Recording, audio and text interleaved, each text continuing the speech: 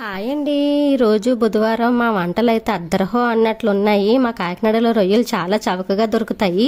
మీ ఊరిలో 100 రూపాయలకి ఎన్ని రొయ్యలు ఇస్తారో కామెంట్ చేయండి. మా కాకినాడలో అయితే 8 మందికి సరిపోయేంత ఇస్తారు.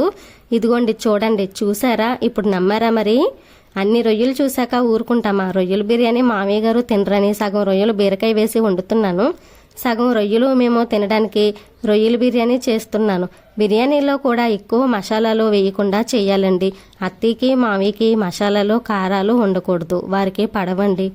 అందుకే వారి తినేలా ఏమైనా అయితే నేను వంటలు చేస్తాను.